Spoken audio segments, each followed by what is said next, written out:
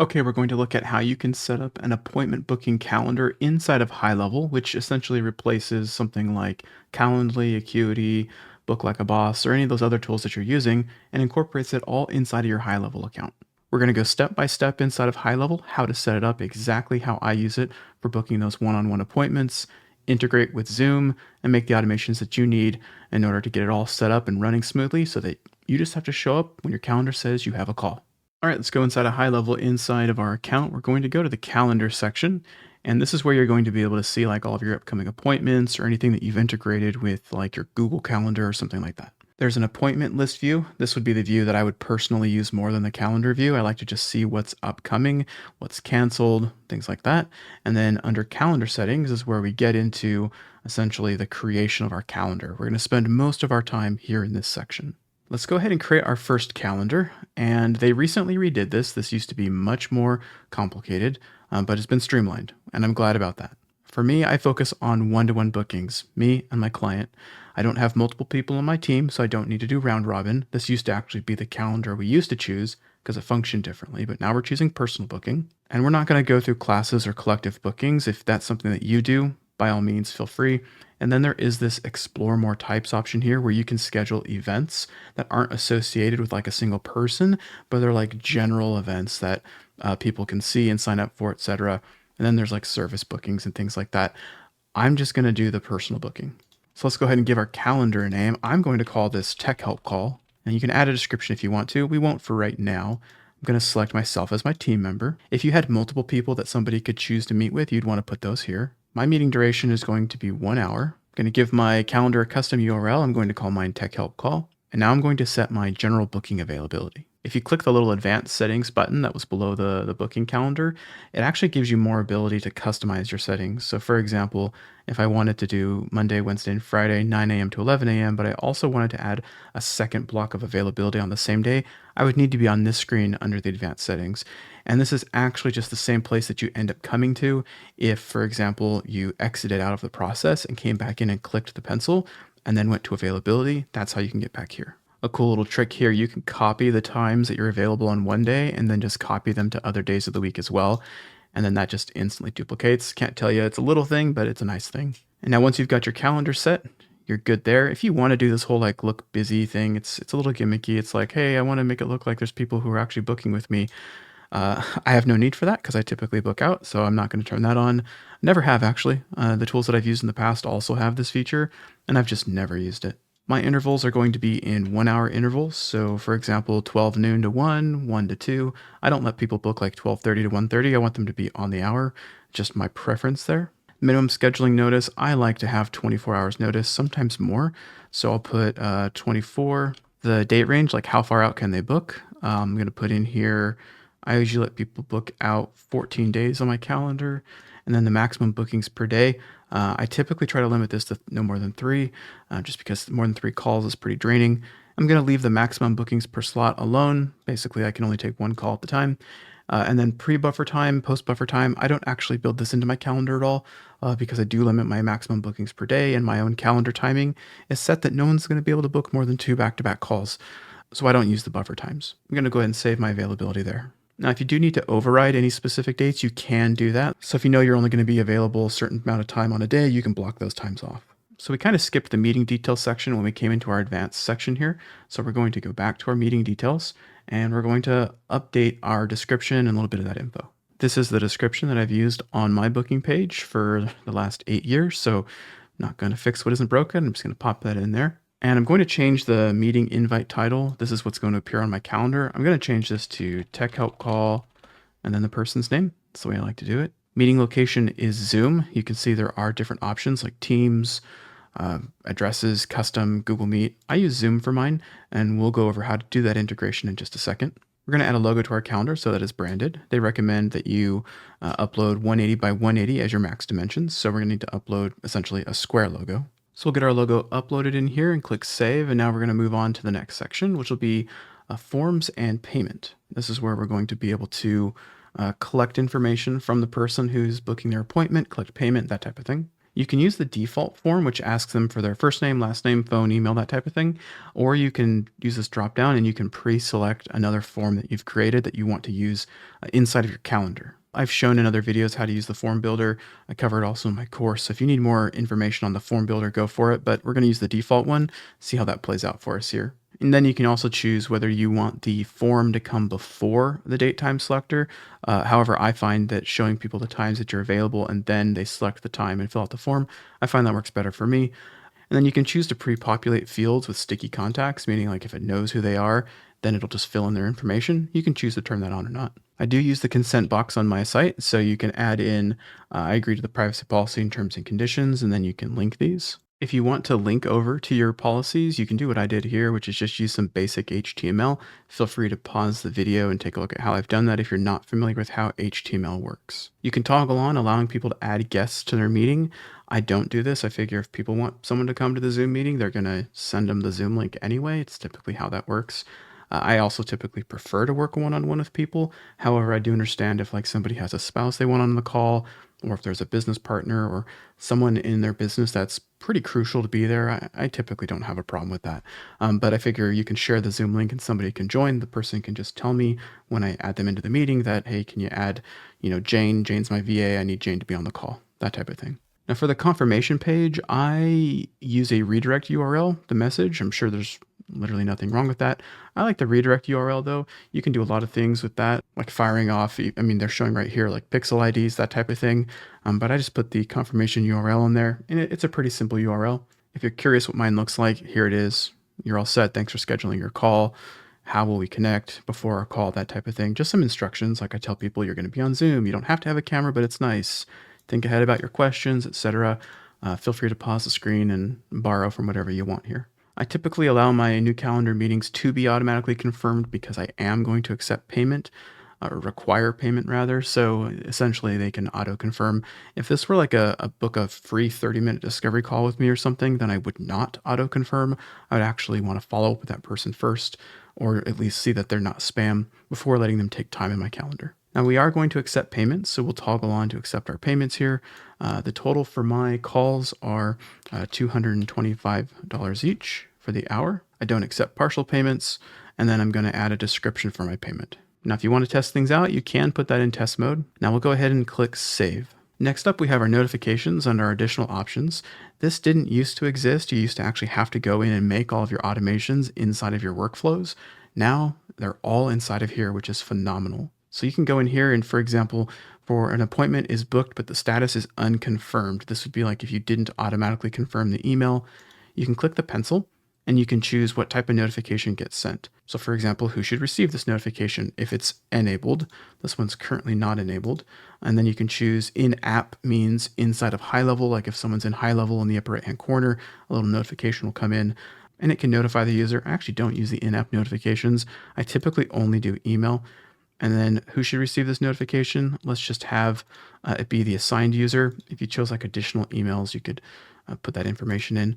But we'll do the assigned user. Click that little drop down here, and you can either select a pre-built template, which is pretty nice. That's using HighLevel's email builder. I have other videos on that. Now, because this is coming to me as the assigned user, I can say a new appointment is booked with contact name on, blah, blah, blah at a certain time.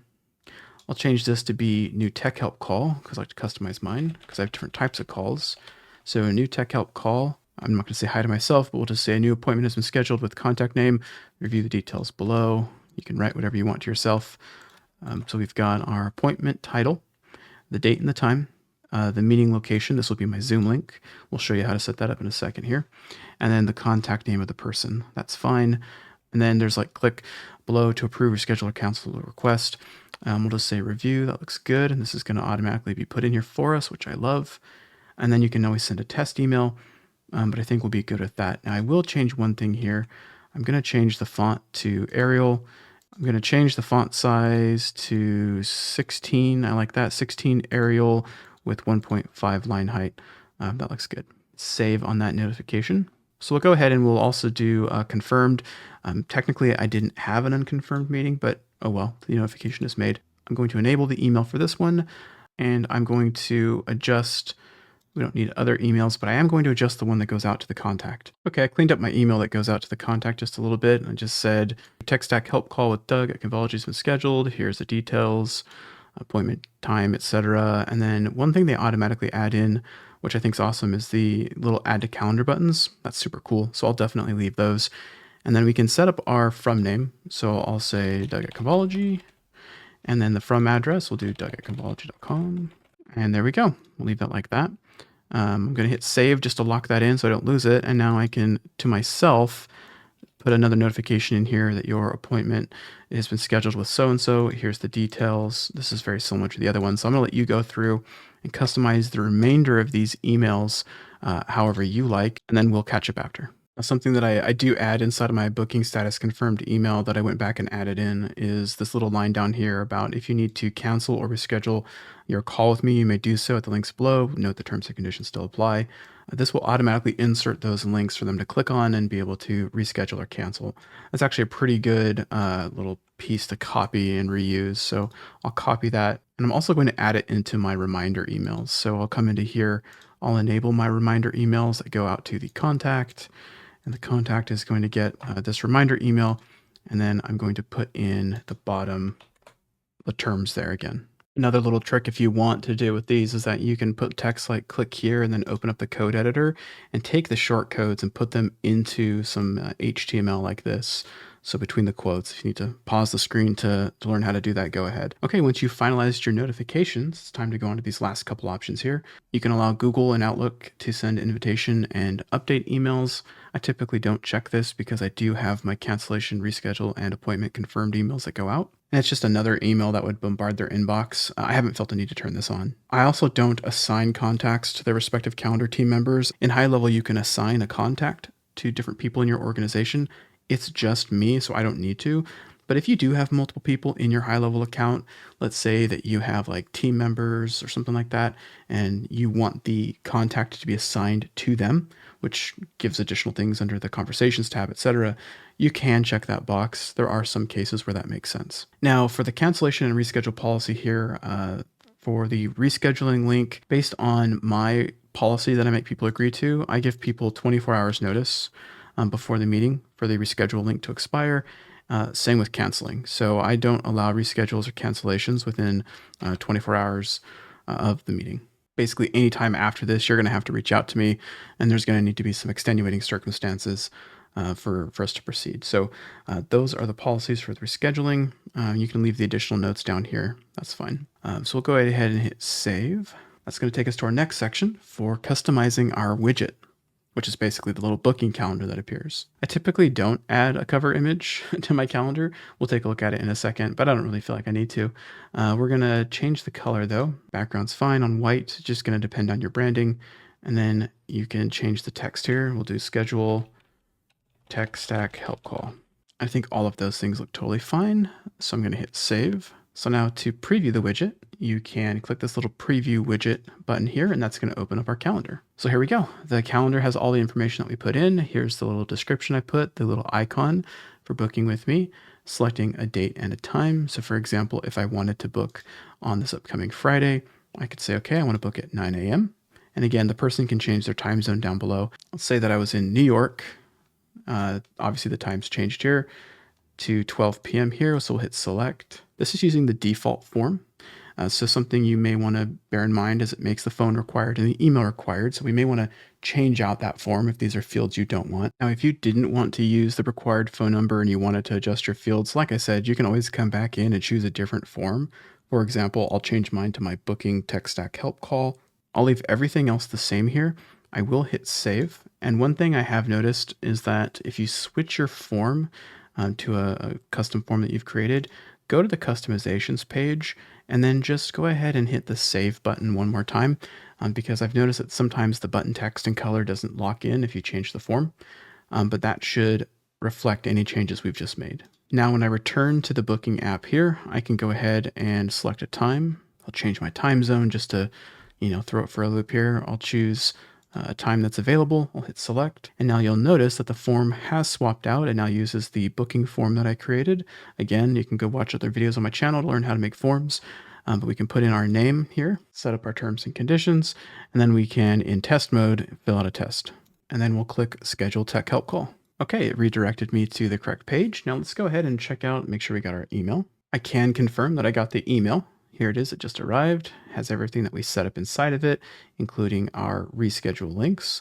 Let's go ahead and take a look at what that looks like now. Rescheduling just simply brought up literally another window that looks very similar for rescheduling our time. So if I chose 9 a.m., I could select 9 a.m. There it goes. It immediately hits reschedule. It shows the past time, the future time. I do like this ability here to book or add to calendar. This would be similar to what they would see on the confirmation page if you didn't redirect them. And I did get my rescheduled meeting confirmation notice. If I click the link in the email to cancel my meeting, you're going to see that it does send in a cancellation request.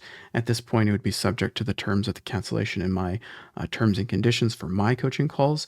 But whatever you do for your calls, they can put in the cancellation request and submit it. We can come into our appointment list view, which is what I personally really like to look at, and we can see all of our calls here. So we can see we have a tech help call with Doug Calendar Tester. The status is automatically confirmed because we chose to automatically confirm it because they're paying us. You can see we do have the reschedule here, and then and if I click the three dots, I can view the details of the booking. I can see the attendees. I can see the form submission notes that they submitted when they filled it out. They checked the box that they agree. If you continue to scroll down, you'll get information like IP address, all the fun stuff, click ID, that kind of stuff. We have a notes section here. I can add a note, save my note. It's nice because, again, this is what's cool about having the calendar system right inside the CRM. So I'm able to go into my attendees here, click into my Doug Calendar Tester. I can see all of the conversations that were sent over. I can go to my notes section. There was the note that I had added from the calendar section. I can go to the appointments tab. I can see there is a confirmed tech help call. I can go to the payment section, see that it was processed here. Also back in the appointment view, if I click the three dots and click view consent, it'll show that they agreed to the terms and conditions. It'll also show their IP address, which is good for those types of things. I'm not going to show mine. Under view details as well, if we needed to come back in, you can see the activity log. You can see when they went to the booking widget. You can see when they rescheduled. It locks all that information in really nicely. Okay, now the final things we'll go over are how to connect Zoom so that it can automatically schedule the Zoom call, add it to the calendar, provide you with the Zoom link. And we're going to go over how you can connect your calendars to this as well so that you can make sure there's no conflicts on your calendar and people can't book you during a time that you're busy. So there's a couple different places that you can manage this. I find the best one is to be logged in as the user. That is essentially the user you're going to be using for this calendar. So you can go to settings, my profile. Now, if you're an agency account holder and you're logged into an account that you aren't a member of the staff, you can also go to my staff here on the left, and you can find your user, click edit, and then come down to calendar configuration. You can do the calendar settings here, or you can go back to my profile, and from there you can scroll down and find your various calendar settings here. You're going to want to, if you haven't already, click add new, add your calendars, be logged in as your users, get them all added in there. I've added multiple calendars, and I have added a linked calendar. So this is basically where my appointments will be booked onto. So I add them onto my Convology bookings calendar. And then I have conflict calendars. I've added multiples. I've added my personal one, my email for my other business that uses a Google Calendar.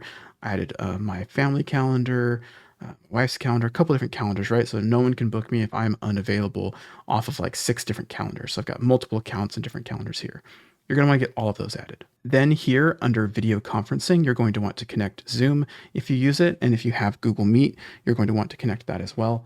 I think if you add your Google Calendar, it automatically adds Google Meet. And if you try to delete Google Meet, it will delete your calendar. So don't do that. I think it warns you about that actually.